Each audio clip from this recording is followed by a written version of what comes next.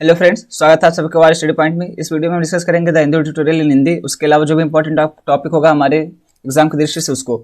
लेकिन उसके पहले हम थोड़ी सी बात कर लेते हैं जो कल यूपीएससी प्री 2023 हुआ है। देखो यार, मेरे हिसाब से तो पेपर जो है मॉडरेट टू टफ कह सकते हैं, इजी तो नहीं कह सकते। हाँ, ये है कि जो इस बार यूपीएससी गेम खेल गई, इसीलिए शायद इसको अनप्रिडिक्टेबल कमीशन कहते हैं। इस बार यूपीएससी ने एलिमिनेशन टेक्निक को लगाने वालों को ही एलिमिनेट कर दिया, यानी इस बार एलिमिनेशन जो टेक्निक थी वो काम ही नहीं आई। यूपीएससी ने इस तरीके से पूछा नहीं, एक और दो या दो और तीन इस तरीके वाले क्वेश्चन पूछे नहीं। यूपीएससी ने सीधा पूछा केवल एक युग्म सही है, दो युग्म सही है, तीन सही है, चारों सही है, कोई नहीं सही। इस तरीके से यूपीएससी ने अपने ऑप्शन रखे। यहाँ पे आप एलिमिनेट नहीं कर सकते। इस तरीके के क्वेश्चन तभी किए जा सकते हैं जब आपको सारे ऑप्शन पता हो लगभग, तभी आप इसमें श्योर हो सकते हैं और तभी आप इस चीज़ को लेकर के चल सकते हैं। देखिए, जिन्होंने कल पेपर दिया है उनको घबराने की जरूरत नहीं है। अगर 80 से 90 नंबर के बीच में नंबर बोल रहे हैं, अगर आपका 80 से 90 नंबर के बीच में आ रहा है तो आप उसको लेकर के चलिए, बिल्कुल उसमें कोई दिक्कत नहीं है। यहाँ पे डेट 29 कर लो, सॉरी। तो अगर आप इसको लेकर के चल रहे हैं उसमें तो कोई दिक्कत नहीं होनी चाहिए। 80 से 90 नंबर बहुत है इस बार, क्योंकि पेपर देख के ही लग रहा है। और अगर आपका नहीं हुआ तो आप क्या करेंगे? तैयारी तो छोड़ नहीं देंगे, तो आप मेंस की तैयारी में लगे रहिए। एक दिन, 2 दिन, 3 दिन का रेस्ट ले लीजिए, कहीं घूम टहल आइए, कोई मूवी देख लीजिए, लेकिन उसके बाद फिर से अपनी तैयारी में लग जाइए। तैयारी तो छोड़ना है नहीं अपने को, तैयारी तो करनी है ना। तो बहुत क्या करेंगे, एक दिन 2 दिन आप उसका स्ट्रेस ले लीजिए। उससे ज़्यादा ये नहीं कि आप उसी गम में हैं, जब तक रिजल्ट नहीं आया था तब तक उसी को लेकर ढो रहे हैं। अब देखते बैठ के रोज़ देख रहे हैं रिजल्ट कब आएगा कब आएगा, ये चीज़ सही नहीं है। उसको छोड़ दीजिए, मेंस की तैयारी में लगिए। और मेंस को आपको अंततः पता है कि सिलेक्शन जो होगा वो अंततः मेंस की वजह से ही होगा। प्री तो सिर्फ एक बैरियर है, उसको लेकर के आप इतना ज़्यादा चिंतित ना हो। ऐसा नहीं कि ध्यान ना दे, बिल्कुल ध्यान दे, लेकिन जो आपका होना है मेन सिलेक्शन जो होना वो आपका मेंस के बेस पे ही होगा। आंसर राइटिंग है आपका डिसाइड करेगा। तो मान लीजिए इस बार आपका पेपर खराब हो भी गया है या कोई वजह से नहीं आप पेपर दे पाए, कुछ भी हुआ, तो आपको आंसर राइटिंग पे फोकस करना चाहिए, ना कि टेंशन लेना चाहिए बैठ करके। तो आप इस चीज़ पे ध्यान दें, आंसर राइटिंग करें, अपना मेंस की तैयारी लेकर के चलें। और जब लास्ट में 2-3 महीने बचेंगे तब आप प्री स्पेसिफाइड लेकर के चलेंगे। इन चीज़ों को ध्यान रखें। और जो हुआ है वो हुआ। अगर आपका पेपर खराब हुआ तो उसको लेके उदास नहीं हुए, मरने की नहीं सोचिए, ये सारी चीज़ें बहुत गलत है। इन सब पे ध्यान बिल्कुल मत दीजिए। पेपर है, खराब हो गया तो क्या हो गया, होता रहता है, बहुत सारे लोग का होता है। बहुत सारे लड़के बेचारे 10-10 साल तैयारी करते नहीं होता तो क्या हो गया यार, जान से बढ़कर के नहीं है ना। जिंदगी नहीं खराब है, सिर्फ पेपर खराब हुआ है। उम्मीद रखिए अच्छा होगा। अगर आप मान लीजिए इतना निराशावादी बनिएगा तो कैसे आप देंगे एग्जाम, कैसे आप जिले को संभालेंगे, कैसे आप डीएम बनेंगे? अगर आप एक पेपर के टेंशन को लेकर के नहीं चल पा रहे तो आप पूरे जिले के टेंशन को लेकर के कैसे चलेंगे? पता नहीं कौन कौन से तरीके के लोग आपके पास आएंगे, कौन सा पॉलिटिकल प्रेशर आएगा, कौन से वृद्ध महिला या वृद्ध पुरुष आएंगे इस तरीके का आपकी प्रॉब्लम लेकर के। तो आप कैसे टैकल करेंगे इन सारी चीज़ों को? इस वजह से आपका पेपर का स्ट्रेस नहीं लेना है। अच्छा हुआ तो भी खुश रहिए, नहीं हुआ तो भी खुश रहिए। आप अगर मान लीजिए आपका पेपर अच्छा नहीं हुआ, खराब हुआ, तो आप इस चीज़ को लेकर के खुश रहिए ना कि इस वजह से मुझे क्या क्या सीखने को मिला है, मेरी क्या क्या गलती थी जिस वजह से मेरा पेपर खराब हो गया, मुझे कहाँ कहाँ सुधार करना है। और इस बार एक चीज़ मैं देख रहा हूँ कि सीसेट का पेपर जो है थोड़ा सा टफ आया है लड़कों को। इसमें बहुत शिकायत है। बहुत सारे लड़के ऐसे हैं इनका जीएस तो लगभग ठीक जा रहा है, लेकिन सीसेट में उनका गड़बड़ा गया है। या बहुत सारे लड़के ऐसे हैं कि सीसेट को लेकर के बोल रहे हैं यार मेरा बीसी क्वेश्चन सही हो रहा है, ये हो रहा है। तो यार देखिए, शुरू से कहा जाता है आप लोग सीसेट को हल्के में ना लीजिए। जब प्री की तैयारी करते तो आप इसको भी प्रैक्टिस कीजिए, इसकी भी तैयारी कीजिए थोड़ा दिन, 1-2 महीना 4 महीने इसको भी थोड़ा फोकस दीजिए, इसका भी प्रैक्टिस कीजिए कम से कम रोज एक पेपर। लेकिन तब आप लोग कहते हैं यार हो जाएगा हो जाएगा। अब देखिए, फंसा दिया ना सीसेट इस बार सबको। यूपीएससी है इसलिए इसको जो है इतना आसान नहीं माना जाता है। यूपीएससी है, आप लोग इसको हल्के में सीसेट को लेके चलते हैं। बहुत सारे लड़के इस बार में मेरी बात हुई है तो पता चल रहा है कि सीसेट में ही उनका फंस जा रहा है। तो अब बताइए, उनका मान लीजिए जीएस उनका अच्छा भी हुआ होगा तो क्या फ़ायदा, अगर सीसेट ही नहीं निकल रहा है तो जीएस 1 पेपर अच्छा करके वो क्या कर लेंगे। और इस बार कट ऑफ ज़्यादा नहीं जानी चाहिए, ये इसी के बीच में रहनी चाहिए। तो देखते हैं क्या होता है। लेकिन अगर आपका पेपर खराब हो गया है तो उसके बिल्कुल स्ट्रेस ना लें, उसको छोड़ दें, ध्यान से हटा दें उसको। आप अपनी गलतियों से सीखें, नेक्स्ट टाइम ये गलतियां ना करें और नेक्स्ट टाइम पक्का से सिलेक्शन लेकर के आएं। और आप इस समय जो है मेंस की तैयारी करें, उस पर मेंस आंसर राइटिंग करें, उसको लेकर के चलें। जब टाइम आएगा तब उसको प्री का भी देखा जाएगा। और इस जो हुआ सो हुआ, उसको भूल जाइए। अब अपनी पढ़ाई पर ध्यान दीजिए, अपने आगे की लाइफ को ध्यान दीजिए। टेंशन लेकर कुछ नहीं होगा। ये सुषुप्तावस्था में नहीं चले जाना कि जब तक रिजल्ट नहीं आता तब तक हम एकदम शांत बैठे रहेंगे, रोज रिजल्ट देखेंगे क्या हुआ क्या नहीं। उस सारी चीज़ों को छोड़ दीजिए, जो सामने उसको देखिए। आइए डिस्कशन को आगे बढ़ाते हैं और डिस्कस करते हैं पहला आर्टिकल। अमेरिका की मेजबानी में डेट्रॉइट में दूसरी Indo Pacific economic framework for prosperity मंत्रिस्तरीय बैठक का आयोजन किया गया। अमेरिका और भारत प्रशांत क्षेत्र के अन्य भागीदार देशों द्वारा 23 मई 2022 को इसका जो गठन है वो टोक्यो में किया गया था। आईपीएफ में जो सदस्य देश है उसको देख लेते हैं, जैसे Australia, Brunei, Fiji, Bharat, Indonesia, Japan, Korea, Malaysia, New Zealand, Philippines, Singapore, Thailand, Vietnam और संयुक्त राज्य अमेरिका। सहित इसके 14 भागीदार देश हैं। आईपीएफ अपने 4 खंडों में, यानी इसका जो स्तंभ है वो 4 स्तंभ है, ये 4 खंडों को लेकर के चलता है। व्यापार स्तंभ 1 हो गया, आपूर्ति श्रृंखला स्तंभ 2 हो गया, स्वच्छ अर्थव्यवस्था जो है स्तंभ 3 हो गया, और निष्पक्ष अर्थव्यवस्था, कराधान और भ्रष्टाचार विरोधी स्तंभ 4 हो गया। भारत आईपीएफ के स्तंभ 2 से 4 में शामिल हो चुका है, और जबकि इसे स्तंभ 1 में पर्यवेक्षक का दर्जा प्राप्त है। यानी ये जो व्यापार स्तंभ है इसमें पर्यवेक्षक के रूप में भारत अभी शामिल है, और बाकी इन सारी चीजों में शामिल हो चुका है। ये मैप है इंडो पैसिफिक रीजन का, ये है इंडो पैसिफिक रीजन। इसमें आपको और क्लियर हो जाएगा नेक्स्ट मैप में। ये रहा इंडो पैसिफिक रीजन। इस मंत्रिस्तरीय बैठक में आपूर्ति खंडों स्तंभ द्वितीय जो है उसके अंतर्गत व्यापक स्तर पर वार्ता संपन्न की गई है। यह अमेरिका के नेतृत्व वाली पहले, यानी इसका जो हेड है वो अमेरिका है, इस अमेरिका के नेतृत्व में लेकर के चला गया था इसको। इसका उद्देश्य क्या है? तो इसका उद्देश्य है हिंद प्रशांत क्षेत्र में लचीलापन, स्थिरता, समावेशिता, आर्थिक विकास, निष्पक्षता और प्रतिस्पर्धात्मकता को बढ़ाने के लिए भाग लेने वाले देशों के बीच आर्थिक साझेदारी को मजबूत करना। हिंद प्रशांत क्षेत्र पे इस समय इतना महत्व क्यों दिया जा रहा है? हिंद प्रशांत क्षेत्र को लेकर के इतना परेशान क्यों हुआ जा रहा है? एक्चुअली बात यह है कि जो वर्ल्ड का व्यापार है, विश्व व्यापार है, वो हिंद प्रशांत क्षेत्र से इस समय बहुत ज्यादा हो रहा है, लगभग 2/3 हो रहा है। और इसमें जो है अमेरिका, चीन, इन जैसे देशों की जो इस समय बहुत बड़ी अर्थव्यवस्थाएं हैं, इनका इंटरेस्ट बहुत बढ़ गया है, और इस वजह से भारत को भी इसमें सक्रिय भूमिका निभानी पड़ रही है। अन्यथा ऐसा होगा कि अब चीन जो है हमें चारों तरफ से घेर लेगा और हमें जो बहुत प्रॉब्लम का सामना करना पड़ जाएगा। इसलिए भारत को भी इस तरीके की जो पहले हैं उसमें शामिल होना पड़ रहा है। इसका लक्ष्य क्षेत्र में विकास, शांति और समृद्धि को आगे बढ़ाने के लिए लक्ष्य के साथ भागीदार देशों के बीच आर्थिक जुड़ाव को मजबूत करना है, यानी जो इकोनॉमिक रिलेशन होता है उसको लेकर के चलना है इसमें। आईपीएफ का महत्व क्या है? तो आईपीएफ के 12 देशों को प्रारंभिक भागीदार के साथ लॉन्च किया गया था, यानी जो इसके प्रारंभिक भागीदार थे, प्रारंभिक सदस्य जो थे वो सिर्फ 12 थे, बाद में 2 और जुड़े और अब जो है कुल 14 सदस्य हो गए इसके। सामूहिक रूप से विश्व सकल घरेलू उत्पाद में 40% की हिस्सेदारी रखते। जो 12 देश पहले जुड़े थे इसमें, जो शुरुआती भागीदार थे, वो जो सामूहिक रूप से मिल करके सब जो विश्व की जीडीपी है उसका 40% ये धारण करते हैं। भारत प्रशांत क्षेत्र के लिए अवसर। इसका उद्देश्य भारत प्रशांत क्षेत्र को वैश्विक आर्थिक विकास का प्रमुख गंतव्य बनाना है।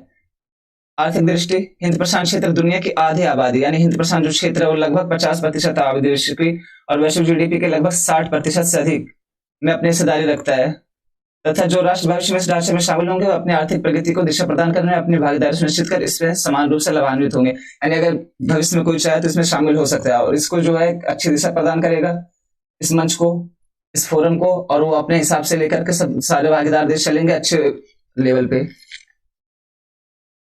इसके तहत लक्षित क्षेत्र क्या क्या है? तो पारंपरिक व्यापार क्षेत्रों के विपरीत IPEF Indo Pacific economic forum tariff या बाजार पहुंच पर बातचीत न कर ढांचा 4 क्षेत्रों में भागीदार देशों को एकीकृत करने पर ध्यान केंद्रित करेगा।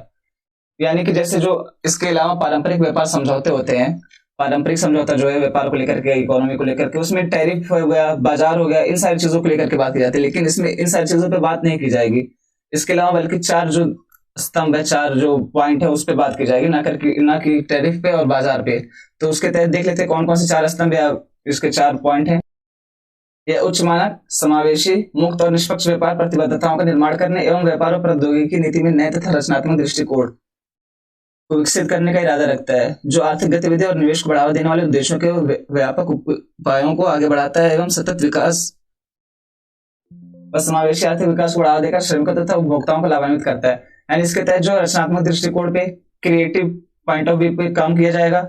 इसमें निष्पक्ष व्यापार होगा, समावेशी होगा, मुक्त होगा और उच्च मानक इसके लिए हाई स्टैंडर्ड जो है किए जाएंगे। इसमें लो क्वालिटी का काम नहीं होगा, जो भी होगा अच्छी क्वालिटी का काम होगा, वो बोलते हैं ना ब्रांडेड, उस तरीके का। इसमें जो है लो क्वालिटी का काम नहीं होगा, इसमें निवेश को बढ़ावा देना शामिल है, क्रिएटिव इकोनॉमी जो है उसको शामिल किया जाएगा और इस तरीके की बातें की जाएंगी इसमें। ये फोरम जो है वो आपूर्ति श्रृंखला में पारदर्शिता, विविधता, सुरक्षा और स्थिरता में सुधार लाने के लिए प्रतिबद्ध है, ताकि उन्हें अधिक लचीला और अच्छी तरह से एकीकृत किया जा सके। यानी ये जो फोरम है, इंडो पैसिफिक इकोनॉमिक फोरम, इसके ये प्रतिबद्ध किस चीज के लिए? तो पारदर्शिता लाएगा किसमें? आपूर्ति श्रृंखला में। विविधता लाएगा उसमें, सुरक्षा उसकी की जाएगी, उसके तहत स्थिरता की जाएगी, ताकि उसमें जो है जैसे कोविड-19 महामारी आई थी तो सारी सप्लाई बंद हो गई थी, बहुत सारे देश जो है चाइना के ऊपर डिपेंड थे और चाइना से सप्लाई आ नहीं रही थी, तो इस वजह से बहुत सारी दिक्कतें हो रही थी। तो इस चीज को लेकर ध्यान में रखा गया कि इसमें स्थिरता बनी रहे सप्लाई में, कोई आगे चल करके कोई महामारी आए, कोई दिक्कत हो तो उसके तहत ये जो है प्रॉब्लम जो हुई थी पिछली दफा वो ना हो। इसमें जो है विविधता हो, डाइवर्सिटी हो, ये नहीं कि एक ही चीज को लेकर के चल रहे हैं, एक ही पॉइंट को लेकर के चल रहे हैं। इसकी सुरक्षा की जाएगी, लचीलेपन की, और इसमें पारदर्शिता भी रखी जाएगी, नहीं कि कोई देश जो अपने मन से मनमानी करके चला रहा है सारे देशों को साथ लेकर के चला जाएगा और इसको जो है विविधता से पारदर्शी भी रखा जाए। और अगर कोई संकट की घड़ी आ जाती है तो उसमें जो है सब समन्वय करके काम करेंगे, ये नहीं कि कोई इधर भाग रहा है कोई उधर भाग रहा है, कोई कुछ कह रहा है कोई कुछ कह रहा है, इस तरीके से नहीं काम हो पाएगा। इसलिए सबको समन्वय करके चलना पड़ेगा। इसमें व्यापार निरंतरता को महत्व दिया जाएगा, यानी ऐसा नहीं है कि आज व्यापार हुआ तो अगले 10 साल तक व्यापार ही ना हो। इसमें जो है व्यापार कंटिन्यू होना चाहिए, हर साल होना चाहिए, इस तरीके का ध्यान रखा जाएगा पॉइंट को। और इस तरीके से बेहतर ढंग से लेकर के इसको चलना है। व्यवधानों को जो है उसमें आते हैं, जो बाधाएं आती है उसको दूर करना है। इसके अलावा प्रमुख कच्चे माल तथा प्रसंस्कृत सामग्री, अर्धचालक, महत्वपूर्ण खनिजों और स्वच्छ ऊर्जा प्रौद्योगिकी तक पहुंच सुनिश्चित करना है। यानी इन सबके अलावा क्या क्या करना है, तो प्रमुख कच्चे माल जो हो गए और प्रसंस्कृत सामग्री हो गई, प्रोसेसिंग इंडस्ट्री जो इसको बोलते हैं, अर्धचालक जो हो गया, अर्धचालक, महत्वपूर्ण खनिजों की जो हो गई, और स्वच्छ ऊर्जा प्रौद्योगिकी। या स्वच्छ ऊर्जा प्रौद्योगिकी इस समय जो है बहुत मायने रख रही है, सारे देश पे फोकस कर रहे हैं, बिना उसके काम नहीं चलेगा। आने वाले भविष्य में जो है, आने वाले टाइम में स्वच्छ ऊर्जा प्रौद्योगिकी को लेकर ही चलना है, स्वच्छ ऊर्जा को लेकर के ही चलना है। जैसा भी यूरोपियन यूनियन का है तो उसने सीमा समायोजन तंत्र करके कुछ एक विकसित किया है, जिसमें कार्बन टैक्स लगाने की बात की है। उसमें ये कहा गया है कि अगर आप मतलब ऐसे जीवाश्म ईंधनों से उत्पादन करते हैं किसी चीज का, तो उसके तहत कार्बन उत्सर्जन की लागत को देखा जाएगा और यूरोपीय यूनियन में निर्यात करने के लिए उस पर आपको टैक्स देना पड़ेगा।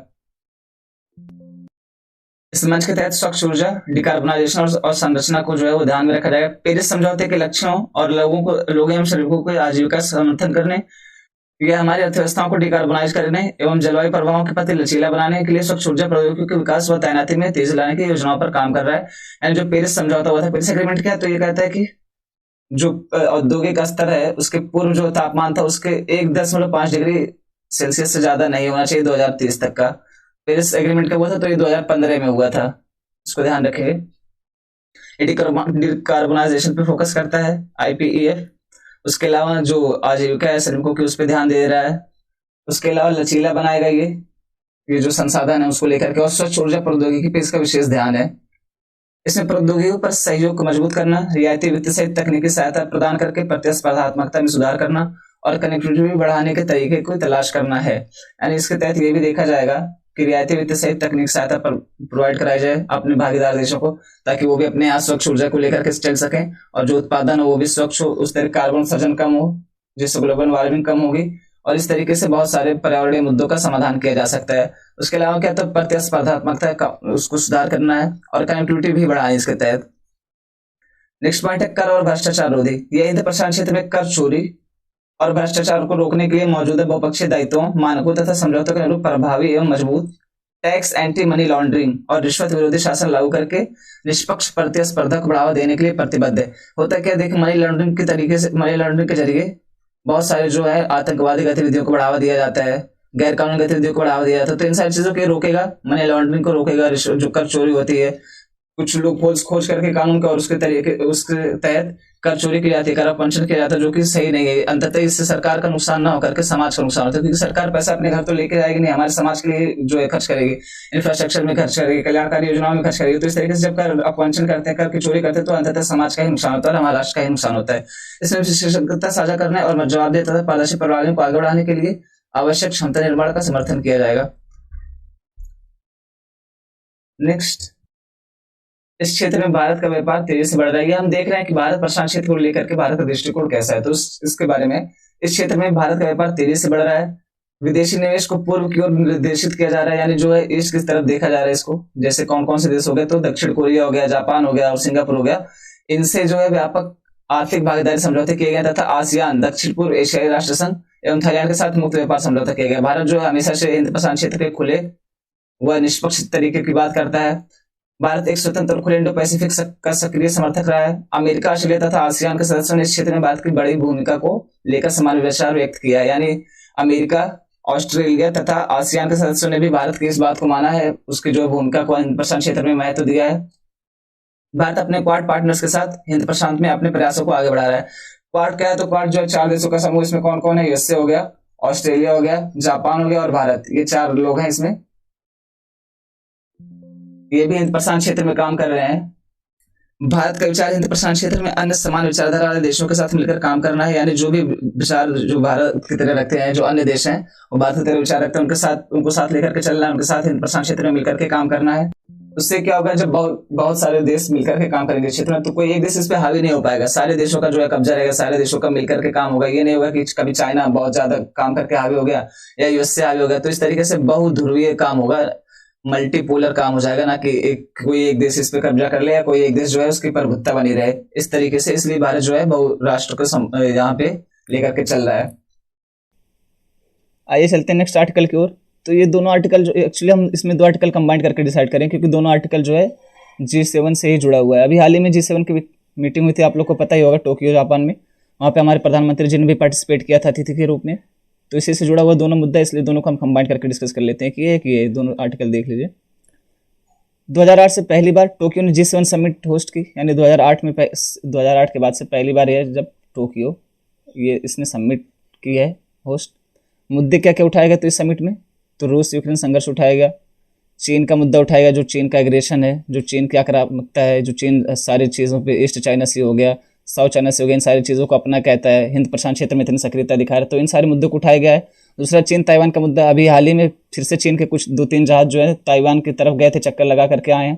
तो ये चीन टाइम टू टाइम ताइवान को तंग करता रहता है। ये सारे मुद्दे उठाए गए हैं, चीन ताइवान का मुद्दा भी था इसमें। उत्तर कोरिया जो है वो परमाणु हथियार के उसके परमाणु हथियार के मुद्दे उठाए गए उत्तर कोरिया के। ये जो है अभी उत्तर कोरिया परमाणु हथियारों का परीक्षण कर रहा है लगातार, और ये उसको जो है बढ़ा रहा है, ये नहीं कि उसको कम कर रहा हो या उसको सीमित कर दिया हो या वहीं पर रोक दिया हो। अब ये लगातार उसको बढ़ा रहा है, और ये देश और दुनिया के लिए खतरा बना हुआ है, कई सारे देशों के लिए। आसपास के जो इसके पड़ोसी हैं वो सब डरे हुए हैं। यूएसए जैसा देश जो है ना, साउथ कोरिया के सामने नतमस्तक हो जाता है, क्योंकि कोरिया कहता है करो जो करना है, मैं भी 1-2 फेंक दूंगा, फिर पता चलेगा। तो मतलब नॉर्थ कोरिया जो है, कोरिया से मतलब नॉर्थ कोरिया से ये डरता नहीं है। यूएसए जैसा देश जो है इसके सामने झुक जाता है। सॉरी, ये चीन और यूएसए का मुद्दा है। सॉरी, यहाँ पे हेडिंग डालना भूल गया। चीन यूएसए विवाद जो है, चीन यूएसए विवाद यहाँ पे है, हेडिंग डाल लीजिएगा। चीन यूएसए विवाद किस मामले को लेकर के है, तो दोनों ही देश विश्व पर अपने प्रभुत्व के लिए लड़ रहे हैं। यानी दोनों ही देश चाहते हैं कि जो वर्ल्ड है, जो विश्व है, उस पर उनका प्रभुत्व रहे, वो सबसे शक्तिशाली व्यवस्था बने रहे, सबसे शक्तिशाली देश के रूप में उभर कर सामने आए, और सब पे अपना कंट्रोल बनाए रखें, सबको अपने नियंत्रण में रखें, सबको अपने नीचे रखें। ये दोनों ही देश चाहते हैं, सब पर अपना प्रभुत्व बनाए रखना चाहते हैं। दूसरा पॉइंट है तकनीकी मुद्दे पर प्रतिस्पर्धा की शुरुआत हुई थी। यानी ये जो यूएसए और चीन विवाद हुआ था, वो प्रतिस्पर्धा के स्तर जो थे, उनका प्रतिस्पर्धा जो था वो किस पे मामले पे हुआ था, तो तकनीकी मामले पे हुआ था और आर्थिक मामले पर हुआ था। लेकिन अब ये जो मुद्दा आ चुका है वो बढ़ते हुए सैनिक मामलों पर भी आ चुका है। इसकी सेना जो है दोनों देशों की वो आमने सामने आ चुकी हैं। नेक्स्ट पॉइंट है बाइडेन ने कहा कि अमेरिकी आधिपत्य स्थापित करने के लिए नई रणनीति अपनाई गई है, पुरानी वाली नहीं। यानी अमेरिका कह रहा है कि अब दुनिया को जो देख रहा है वो नए नज़रिए से देख रहा है, इसके लिए नई नीति लाई गई है। पुरानी नीति जो थी उसको बदल दिया गया। पुरानी नीति किस पे आधारित थी, तो पुरानी नीति थी तो अर्थव्यवस्था पर आधारित थी, ज़्यादा वो इकोनॉमी को ज़्यादा फोकस कर रही थी। और जो नई नीति आई है, तो एक्सपर्ट ऐसा बता रहे कि इसमें जो है जियो पॉलिटिकल का ओवरडोज हो गया नई नीति में। जियो पॉलिटिकल मतलब भू राजनीतिक जो चीज़ें हैं उसको लेकर के उसका ओवरडोज हो गया नई नीति में। उसके पीछे वजह क्या है, क्योंकि चाइना जो है बहुत सारे देशों को कर्ज दे करके डुबा दे करके खरीद ले रहा है। कर्ज देता है उनको, फिर कर्ज वो चुका ही नहीं पाते हैं, उसको वापस ही नहीं कर पाते हैं कर्ज चाइना का, तो उससे फिर चाइना का आधिपत्य हो जाता है। जैसे श्रीलंका का पोर्ट ले लिया, पाकिस्तान को आधा से ज़्यादा खरीद चुका है। इस मतलब इस तरीके के बहुत सारे काम कर रहा है चाइना।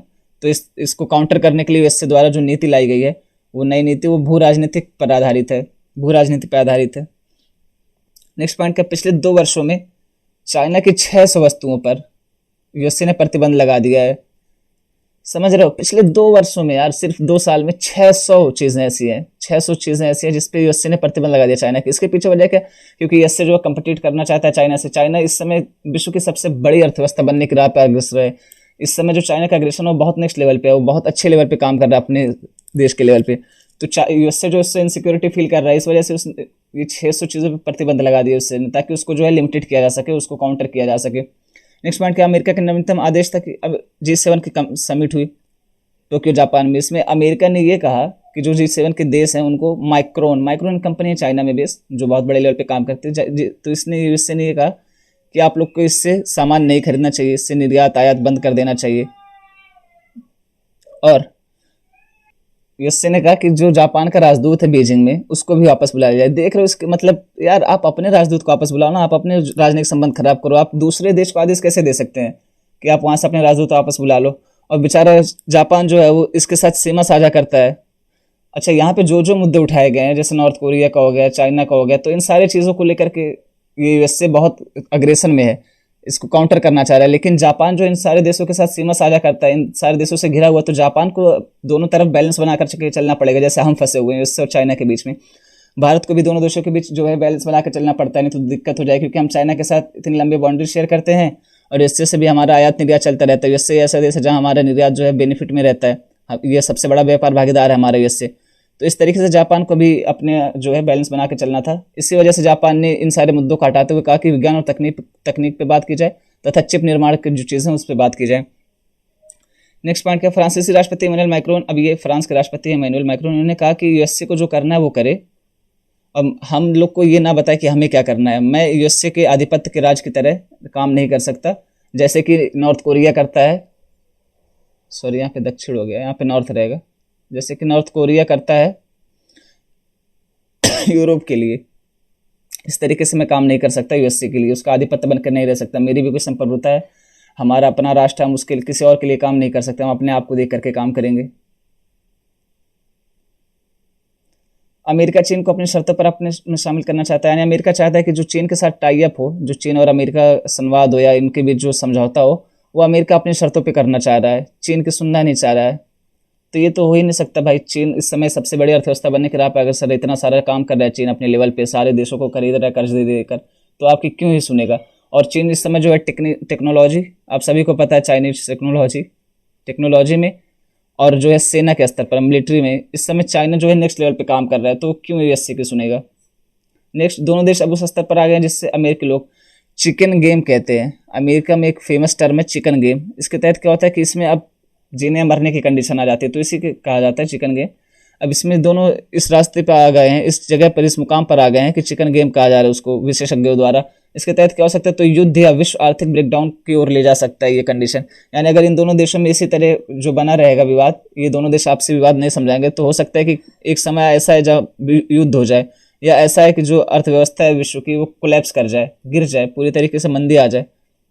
नेक्स्ट पॉइंट क्या है, पुरानी अमेरिकी नीति जहाँ आर्थिक चीज बात की, तो हम लोगों ने डिसाइड कर लिया वही नई नीति भू राजनीतिक पर ध्यान अधिक देती है। कांग्रेस, ये कांग्रेस क्या, ये अपने देश की कांग्रेस नहीं है, ये अपने देश की कांग्रेस पार्टी की बात नहीं हो रही है। जो यूएसए का संसद भवन उसका नाम है कांग्रेस, उसकी बात हो रही है। तो कांग्रेस ने समिति बनाई थी ये देखने के लिए कि चाइना यूएसए से आगे कैसे निकल रहा है, या इन दोनों के बीच जो है विवाद किस किस बात को लेकर के क्यों है, कैसे है। तो उसने ये बताया था कि जो प्रतिस्पर्धा इसमें कोई बहुत बड़ी बात नहीं है, ये 21वीं शताब्दी की झलक देती है कि 21वीं शताब्दी कैसे रहने वाली है, वहाँ पे 21वीं शताब्दी में जीवन कैसे रहने वाला है, इसी की झलक देती है ये चाइना और यूएसए के संघर्ष।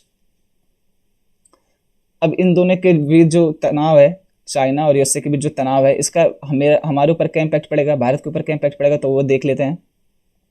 भारत को दोनों देशों के मध्य सामंजस्य स्थापित करने की समस्या होगी। जाहिर सी बात है कि अब एक दूसरे के जो हैं अपोज में रहेंगे, तो हमें दोनों ही देशों से काम है, क्योंकि चाइना तो हमारे से इतनी लंबी बाउंड्री साझा करता है, 3488 किलोमीटर ये चाइना और हमारे बीच की बाउंड्री की लेंथ है, इतना हम सीमा साझा करते हैं उसके साथ। और कई जगहों पे जैसे कि लद्दाख में हो गया, अरुणाचल प्रदेश में हो गया, गलवान घाटी हो गया, अक्साई चीन वाला वो हो गया, लद्दाख में जो झील है उस पर हो गया। इस तरीके से कई मुद्दों पे हमारे चाइना के साथ विवाद चल रहा है। तो अगर हम यूएसए की तरफ ज़्यादा जाएंगे, चाइना की तरफ जो है ध्यान नहीं देंगे, चाइना से एग्रेशन मोड ले लेंगे, उनसे अटैक करने की कंडीशन में आ जाएंगे, तो हमारे लिए भी दिक्कत होगी, उनके लिए भी दिक्कत होगी। फालतू में अभी हाल ही में आप लोग को पता है कुछ लोगों की जान गई थी, हमारे कुछ सेना के लोग शहीद हुए थे। तो ये सारे मुद्दे ऐसे हैं जो राजनयिक या कूटनीतिक संबंधों से स्थापित किया जा सकते हैं, सही किया जा सकते हैं। इसके लिए किसी की जान क्यों लेना देना यार। एपीआई, एक्टिव फार्मास्यूटिकल इंग्रेडिएंट, ये जो है दवाओं को बनाने में काम आता है, दवाओं कच्चा माल है दवाओं के लिए। ये चीन से बड़ी मात्रा में भारत आयात करता है। तो अगर हम मान लीजिए चाइना के साथ झगड़े में आ जाएं, अटैक कर लें या युद्ध हो जाएगा, तो चाइना हमें निर्यात करना बंद कर देगा। इस वजह से हमें बहुत सारी दिक्कत हो जाएगी, हमारे यहाँ फार्मास्यूटिकल इंडस्ट्री कोलैप्स कर सकती है।